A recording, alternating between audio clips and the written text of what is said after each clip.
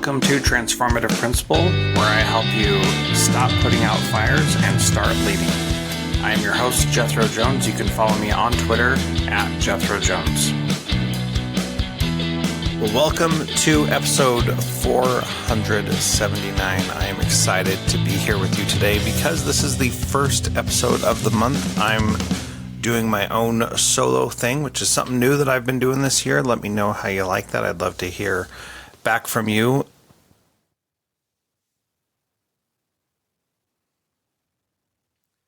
I have several friends who are looking for new positions right now, and there is a lot that goes into making a decision like this. So I'm dedicating this episode to my friends who are looking for something. So I want you to imagine that we are in a coffee shop and I'm having this conversation with you. If you do want to have this conversation, because admittedly it is easier to have over the phone with someone or in person, I'm going to ask some questions in here. And when I do that, if you take the time to pause the podcast and actually answer the questions, it will be a valuable experience. Just saying them out loud while you're driving or exercising will also be valuable. Bonus points, however, if you actually write out your answers. And if you want to go through this with me, just give me a call, 801-7-JETHRO. Seriously, that's my phone number.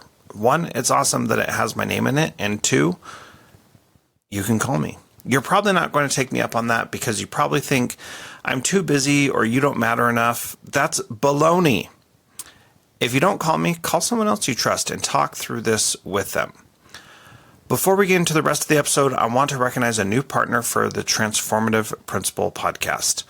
It is Just Right Reader at justrightreader.com. When I was an elementary principal, I saw firsthand how important reading was. If kids can read, they can do anything. But to be honest, our decodable readers were not that great. They are boring, repetitive, and they were kind of bland. So a few weeks ago, Sarah from Just Right Reader shared her decodables with me. Kids see themselves in these books. They're enjoyable and actually funny. I'm going to talk more about this in the future, but in the meantime, check out justrightreader.com for some decodables that kids will love reading.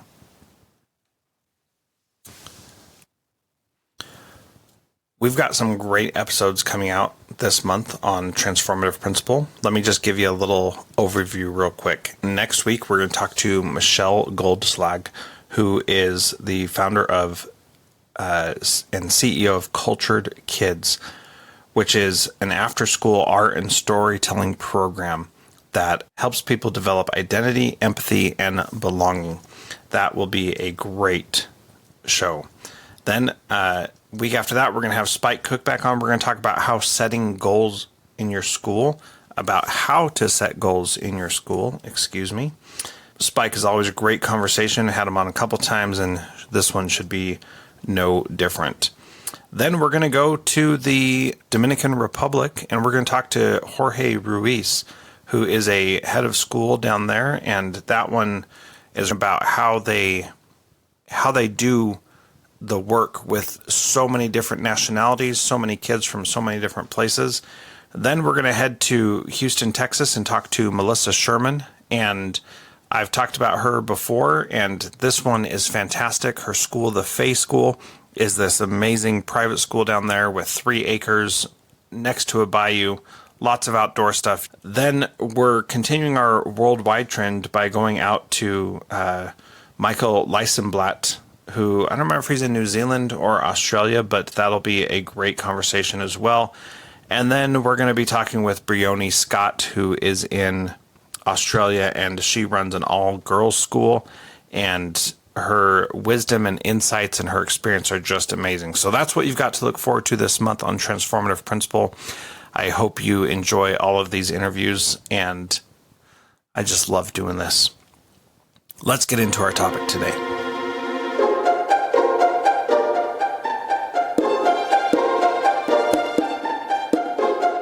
So let's talk about career transitions.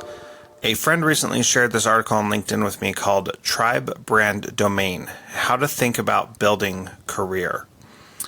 And this is really great. It's written by David Boyce, who is a serial entrepreneur who has helped build and sell 4 companies. Currently, he's the Chief Strategy Officer for Zant and board member for Forrester.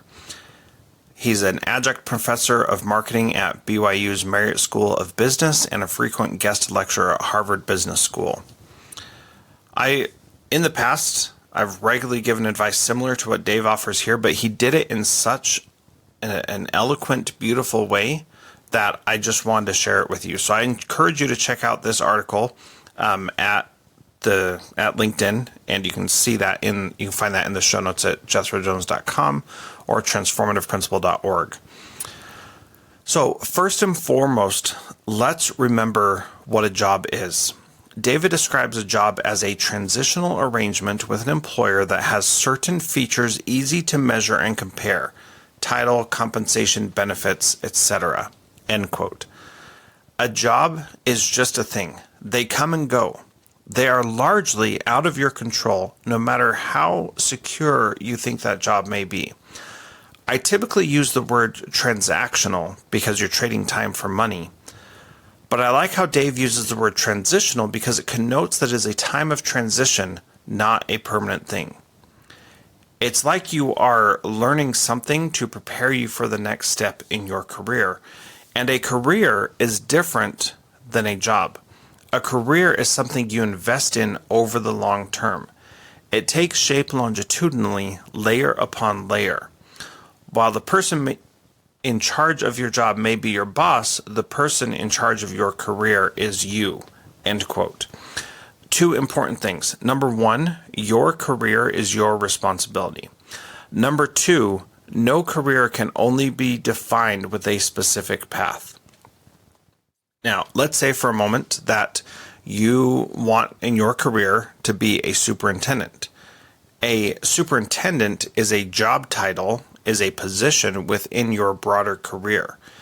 There are some people who say that in order to be a superintendent, you have to have a certain number of years experience as a teacher, then X years as a principal, then X years as a curriculum director, then X years as assistant superintendent. Then you can, quote unquote, qualify for that role. That is made up. If I took a poll of superintendents, I am sure many would have followed a similar path to that. And that could be the tried and true way to do it, but that doesn't mean that is the only way to be a superintendent. I am sure that I can find several superintendents who have taken a career path, just like I can easily find several principals who have taken different career paths to get there. I recently shared a sad story on my other podcast, Cyberchops, where a superintendent in a district in Massachusetts started out as a substitute teacher and eventually became the superintendent. It's a great rise to the position of power in the district, and unfortunately we were talking about her situation because she got caught in a cybertrap and allegedly sent threatening messages to a police officer to dissuade him from applying to be the police chief. I only bring this weird story in to illustrate that you are in charge of your career, while you may not always be in charge of your job. Your career and how you talk about it is completely up to you. So I want to ask you a couple questions. Are you where you want to be in your career? Are you learning the skills you want to learn to help you in your career? Are you doing the things that you want to do to help you in your career? Your job determines a lot of those things, but ultimately you have to decide whether or not that's you. Dave Boyce adds, quote, "Who will decide how to sequence jobs, layer experiences, and develop facets of your professional self? Nobody but you." End quote. When I personally left being a principal in 2020, I told my wife that even if I went back into schools, I would never define myself by my role again. I get to decide who I am and what that means, and so do you. And that's exactly the point that Dave is making. You are in charge of your career. When you're making a choice about a job, Dave continues, quote, "It's important to focus on things that will matter over the long run. Starting salary doesn't matter. Starting title doesn't matter much. Benefits don't matter. So what does matter?" And this is the thing you have to answer for yourself as well. Dave's going to suggest that these things that matter are TBD, tribe, brand, domain in that order of importance. But you also have to make these own judgments for yourself. So here's another question. What matters to you in your career? What matters to you in your job? And recognize that those are two different questions. So let's talk about TBD, Tribe Brand Domain. I was first introduced to tribes by the 2008 book by Seth Godin, Tribes, We Need You to Lead Us. It brought this idea of tribes to our collective consciousness. And I'm sure others have thought about it and written about it, but that's where it became really apparent and obvious to me. Dave talks about tribe like this. Quote, look to your left and to your right. Who do you see? People who inspire you, challenge you, stretch you? Do you get energy from your peers, or do they suck energy from you? Do they encourage you to do your best work, or do they bore you? Are you your best professional self among your workmates? Think about that for a minute. Answer those questions. Ponder them. I want to address this last question, which is, are you your best professional self among your workmates? Your best professional self. That doesn't mean that you are perfect, but it does mean that your peers encourage you to strive. I remember working for one district where we were in a principal meeting, and as soon as the district person left, the other principals started ragging on the district as a whole and complaining about anything and everything. This group of principals did not inspire me to be my best professional self. I knew that I had to get out of there. That's the negative part of that. But let me talk about when I worked with Damon, Courtney, and Carla. These were my 3 assistant principals when I was in Alaska. Although they were all very different, they truly brought out my best professional self in their own way. And that made all the difference. I still talk with all 3 of them regularly, and anytime I'm thinking of something new, they're some of the first people I talk to about it.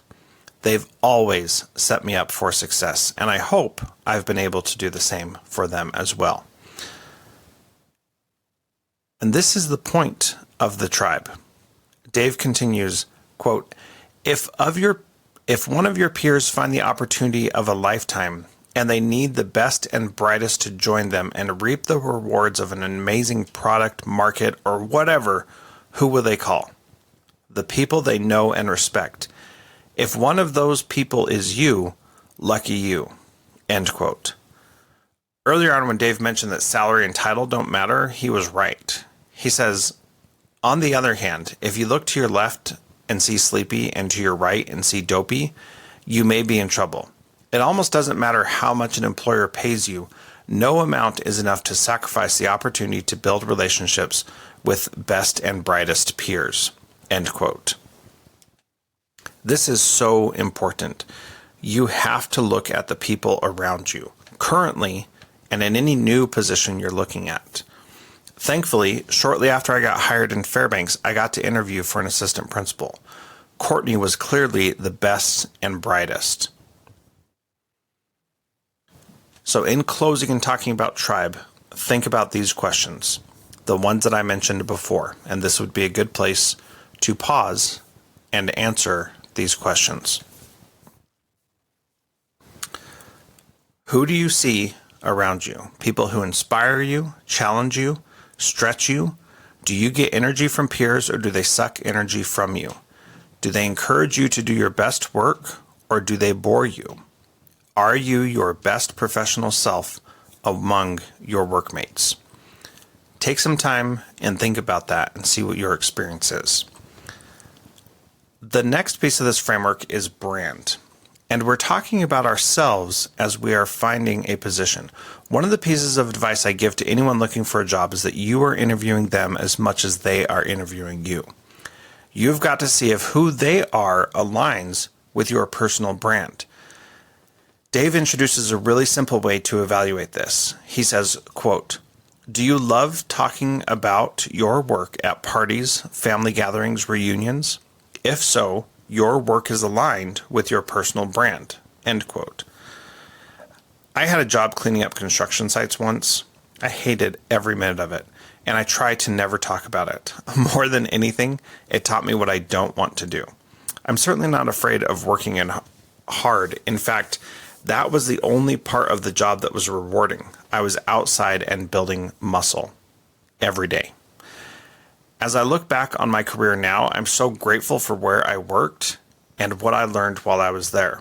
Most of my positions are highlights on my resume, but some didn't really align to my brand. I'm certainly not saying that you can't learn things, even in difficult or non-ideal situations, but it really is so much better when you are proud of where you work. In education, most of us are just going to work for just another school. In my book, How to Be a Transformative Principal, I teach principals how to not be just another school. Regardless, most of us are not going to work at well-known or popular schools. There aren't many Teslas, Twitters, or Amazons, or Apples in the education space. But I encourage every principal listening to this, and every superintendent listening to this, and every teacher to make your school that way. Be innovative, disrupt the status quo, serve your family so well that people want to know what you are doing. Or not. I mean, if that's not your brand, you'd hate working in a school like that, wouldn't you? I was talking last week to Steve Miletto, the host of the podcast Teaching, Learning, Leading K-12. He's the executive director of a regional education service agency in the heart of Georgia. He said that people say they want change agents, but when the change starts happening, many people say, wait, it was good enough before, we don't need to make these changes. Lean into your brand and find places that complement your brand, as in make it complete, not give it compliments.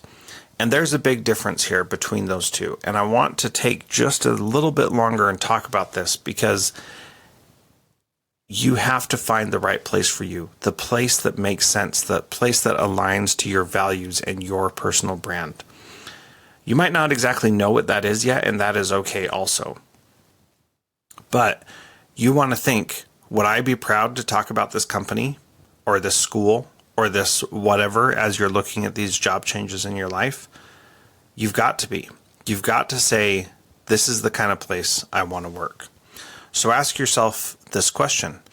Am I proud of the place that I'm working? Or if you are applying for a job, like my friends that I'm dedicating this to are, would you be proud to work for that school or for that company? And I want you to think about that because it makes a difference. Are you proud of your connection to them? Think about your connections to your previous jobs. Have you been proud of your connection to them? All right, the last piece of this framework is domain. Dave says, quote, a key piece of a successful career is getting good at something. No one develops all the required domain expertise in one single job, so it is up to you to sequence experiences so that you can develop each facet of your professional expertise deliberately. End quote. This goes back to having a vision for your life. Do you have a vision for your life? If you don't, it would be very worth your time to sit down and make a vision for your life so you know how to build your career, know what you want to get good in, and know how to make sure that you have plans in place to support your growth because you know who you want to become. I'm going to repeat that quote from Dave. No one develops all the required domain expertise in one single job, so it is up to you to sequence experiences so you can develop each facet of your professional expertise deliberately. This is important. If you don't have a vision and goals for your life, you'll be more likely to coast along and make some decisions that may or may not be in your best interest. It's like getting blown along the wind and is not always what you want to be doing. Let's take a little detour. Have you watched the show Severance on Apple's streaming service? It is a bizarre, crazy show, but it's so good. Here's the premise. In order to achieve, quote, work-life balance, unquote, people get an implant that makes their work and personal lives separate. Their work persona has no idea what happens with their outside of work persona, called the outie. They don't know their names, their family relationships, where they live, anything. And their personal self has no idea what happens at work. Just that they show up at work and then leave at the end of the day. Each side calls themselves awake when they are in that state. Anyway, these people have a reason why they want to know nothing about the work they do all the day.